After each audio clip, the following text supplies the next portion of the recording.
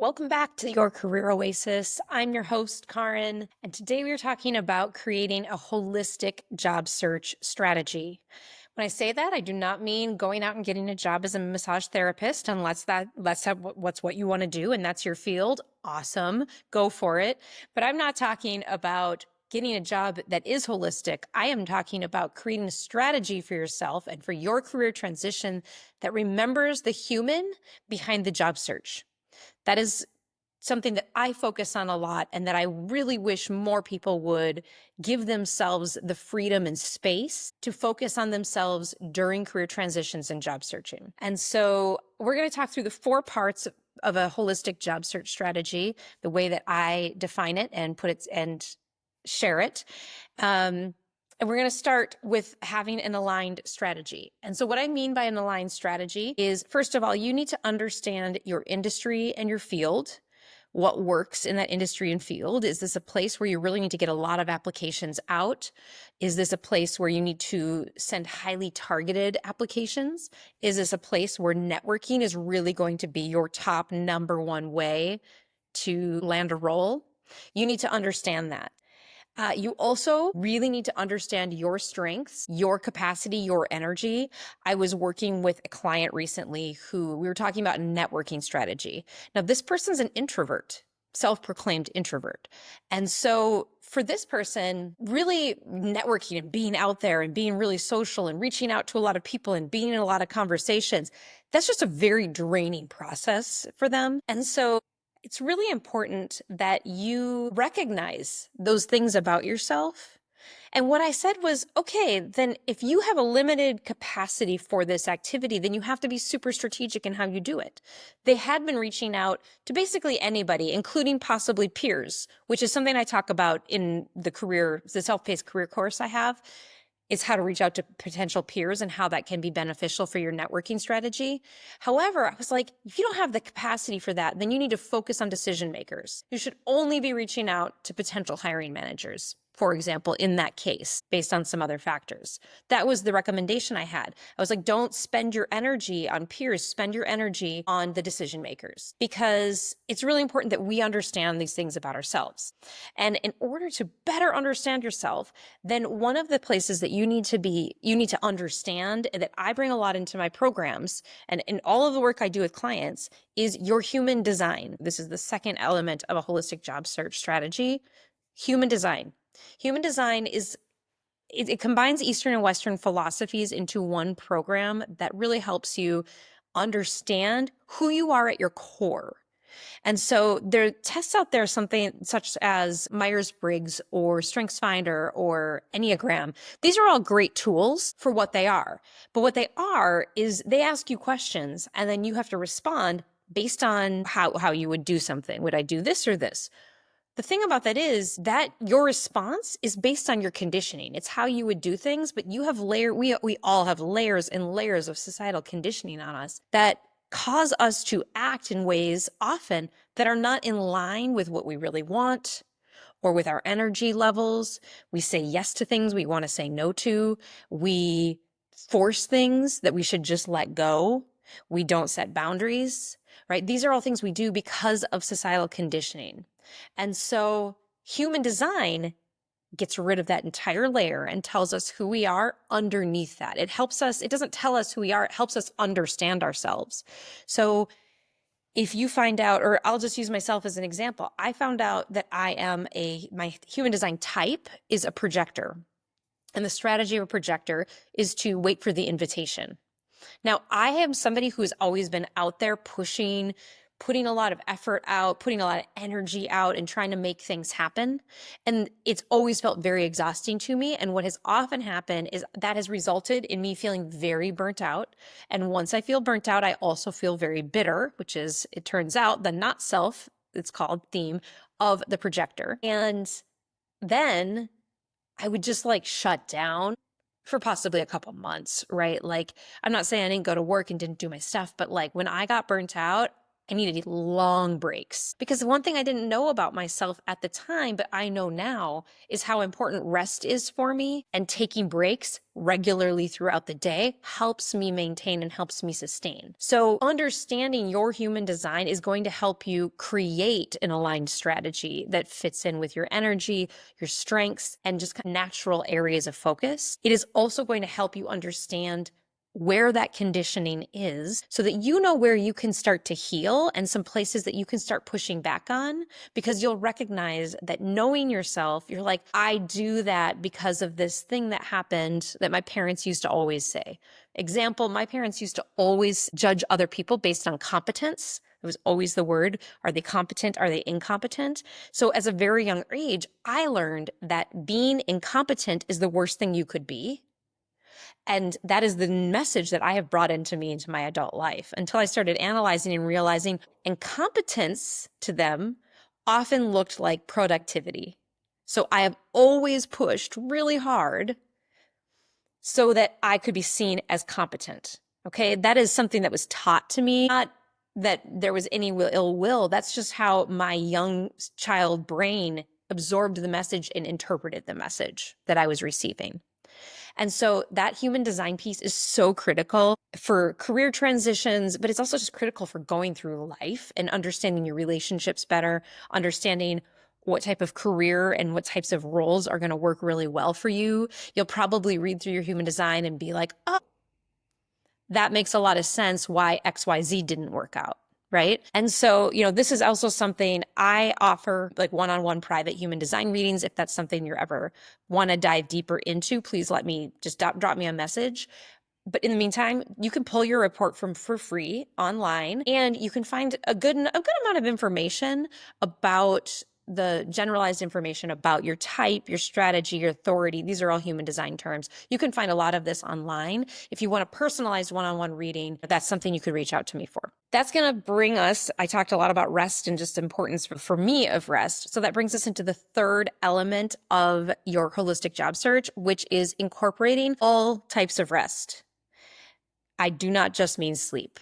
Okay. So Dr. Chandra Dalton Smith has a TED Talk about the 7 types of rest. I highly recommend it. It's pretty short. I recommend you watch it. I'll link it in my show notes to the TED website, but it's Dr. Chandra Smith, or Dalton Smith, excuse me, Dr. Chandra Dalton Smith.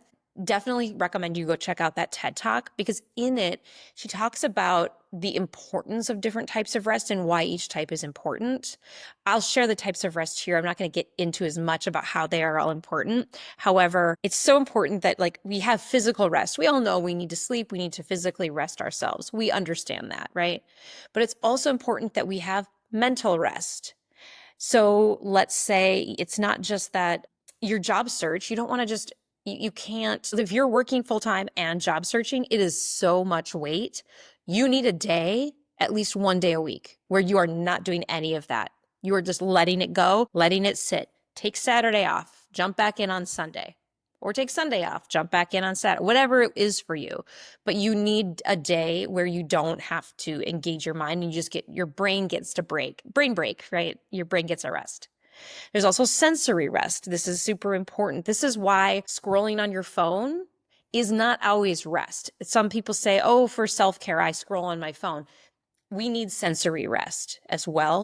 This involves, it's going to be different for different people depending on, where we're at in life. This doesn't mean you have to sit in a dark, silent room. That would be pretty hard for all of us to do probably. But it does mean you need to be giving your senses a rest. So time where you're in the quiet, where you're just maybe in nature, maybe sitting outside, maybe, or sitting in a quiet room where you're not staring at your phone or you're not watching a screen. This sensory rest is super important. And we're going to get into that a little bit more in the next segment.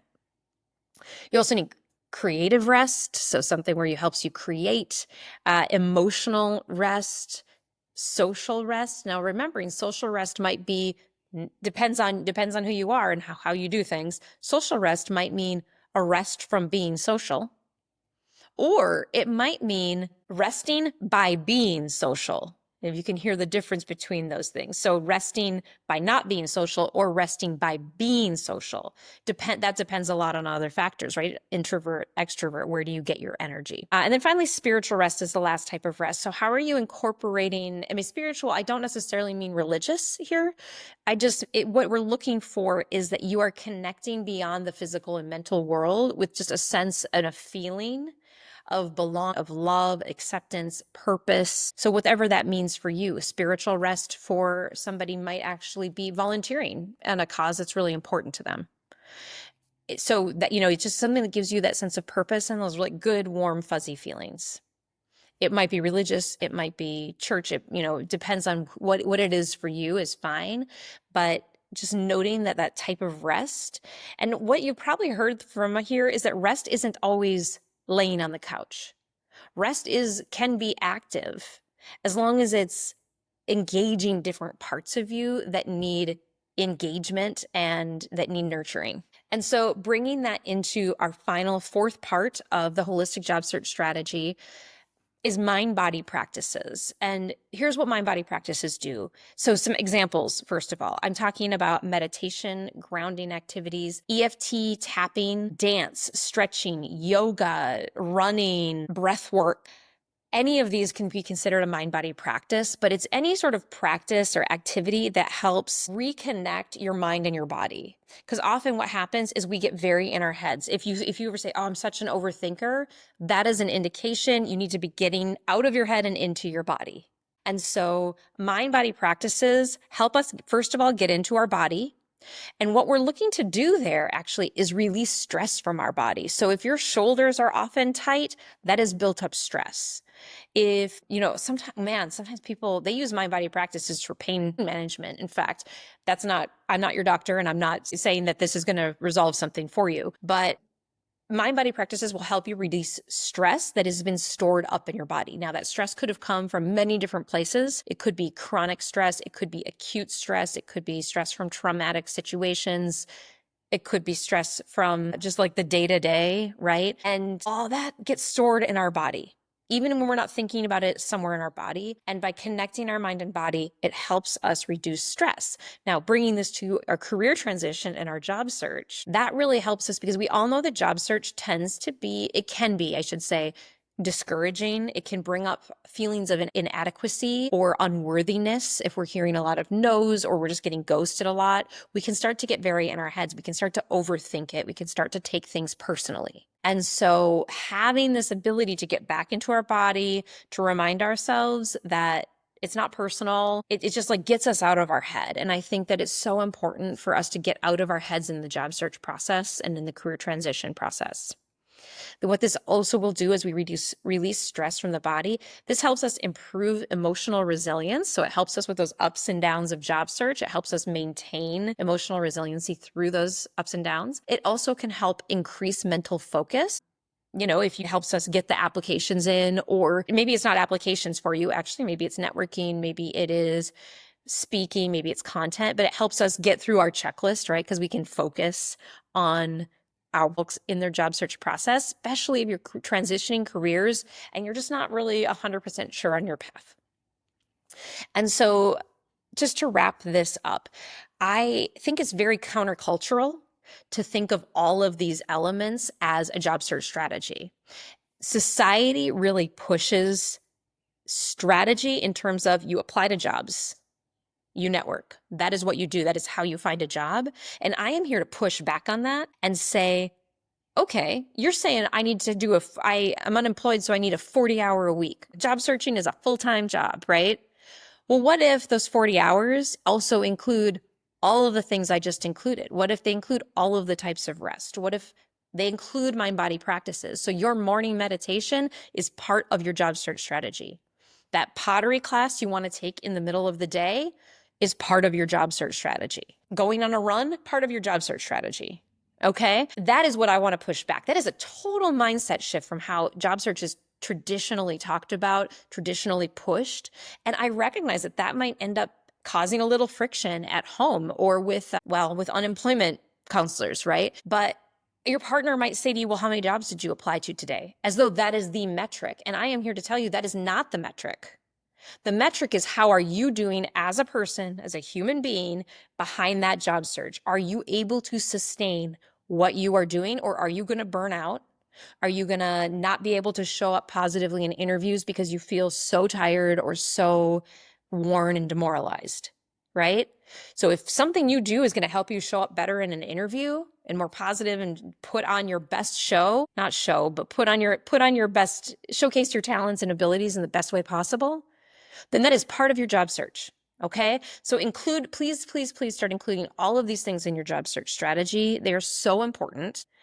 And if you are looking for support in your job search, in your career transition, I highly recommend that you check out your Career Oasis community. This is my full job search support space. It includes job search strategies. So we go through all the strategies in a self-paced course, and also the holistic pieces. So I include grounding